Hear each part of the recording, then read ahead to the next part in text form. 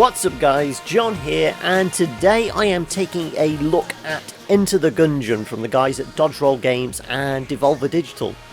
Now, instead of the usual first impressions where I play through the first 20-30 minutes or so of the game, I thought I'd do something a little bit different, as there are already a ton of Let's Play videos out there, and, well, I kinda suck at the game so far, so I don't think you want to see me dying over and over again. So instead, I thought I'd talk about the Gungeoneers themselves, the actual characters, their basic weapons, and give you my thoughts on who might be the best hero to start out with. First up, if you don't know what Enter the Gungeon is, it's essentially a twin-stick roguelike bullet hell. Think of it like Binding of Isaac with guns. Lots of guns. You head into the depths of the Gungeon, level after level, this kind of labyrinth of procedurally generated rooms, fighting off an assortment of high-caliber enemies, picking up various power-ups and guns, all in a quest to discover the coveted gun that can kill your past. The actual Gungeoneers that enter the Gungeon are the Marine, the Convict, the Pilot, and the Hunter. You can also play as the Cultist if you're looking to tackle the Gungeon in co-op. Now, the Marine is more than likely going to be the first character a lot of people are going to try out, as the game essentially defaults to him when you first enter the Breach, which is the game's overall hub area. The Marine is packing a 10-round sidearm with infinite ammo. He also has a single-use supply drop as his active item, which he can use to call in an ammo crate at any point in the game. His passive ability is his military training, which decreases his reload time and increases his accuracy.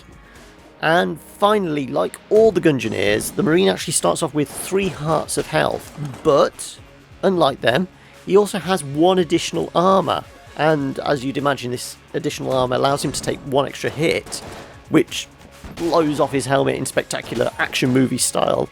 But it also acts like a blank, and the blanks in the game are a consumable which can clear a room of bullets and stun enemies for a couple of seconds. So if he takes a hit to his armour, it causes a bit of explosive knockback. So with good survivability and accuracy, the Marine has a good balance for beginners. Moving on, an armed convict may seem like an unlikely hero, but this particular criminal has all the necessary skills to take on the Gungeon with extreme prejudice.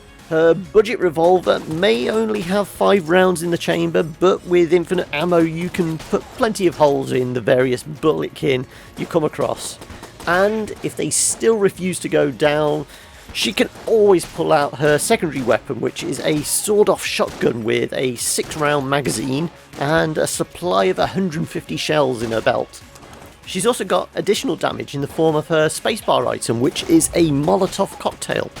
As you'd imagine, this creates a AoE patch of fire on the ground that lasts about 15 seconds, and it can actually be used multiple times, but it has a pretty long charge-up time on it, as it's actually based on the amount of damage you inflict once you've used it. So if you need to essentially clear the rest of the level before you can actually use it again.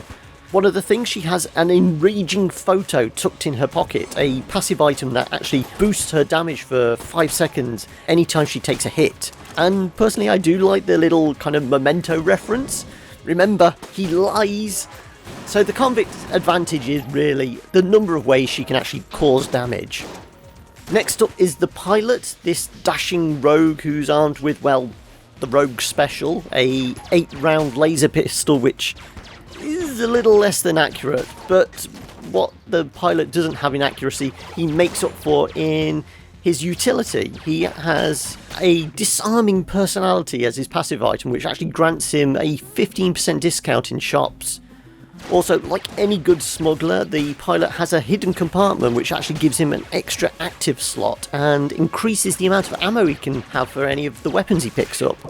And finally, the Pilot always has his trusty lockpicks at his side, an active item which allows him to, well, get into locked chests without using a key. But be warned, there is always a chance that picking the lock will fail, and make the contents of the chest irretrievable. So the pilot is, well, a tricky one to play. He's not very good at the start, but I'm guessing he'll come into his own the further you get into the Gungeon. And I guess that just leaves the Hunter as the last major character you can play as, with her little pet Junior. The Hunter also starts out with 2 weapons, a bit like the Convict, but she has the rusty sidearm, a 6-round revolver with probably one of my favourite reload animations in the game. This, like the other characters, is her go-to weapon with infinite ammo, but she also has her crossbow, and even though it's not hugely powerful, it still packs a decent punch. Though it only fires 1 shot at a time with about a 2-second reload, and only comes with about 100 bolts. But it is very accurate, and you will appreciate that accuracy. That's what makes this probably one of the best starting weapons in the game. I also mentioned her pup, who faithfully follows her around. Now, this may seem like an odd passive item, but Junior can spot mimic chests, and every so often actually digs up helpful consumables once you've cleared a room.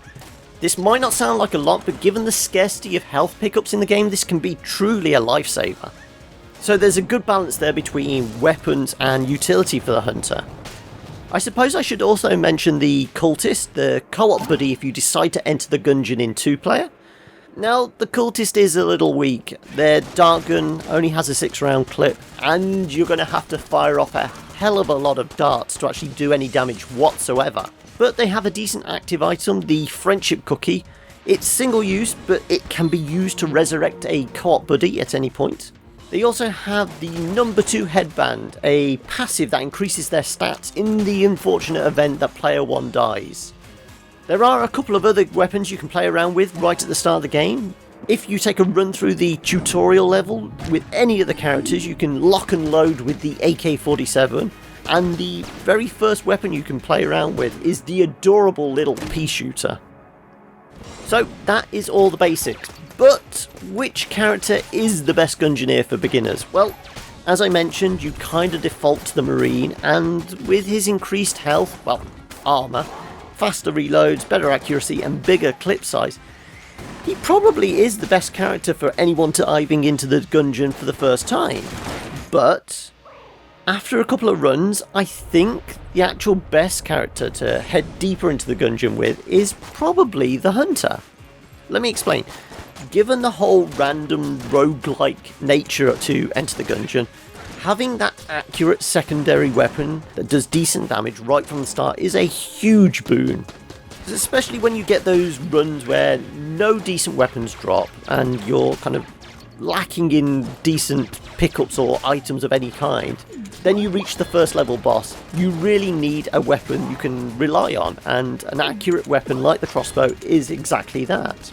Also, getting those extra consumables that your dog digs up can really save a run.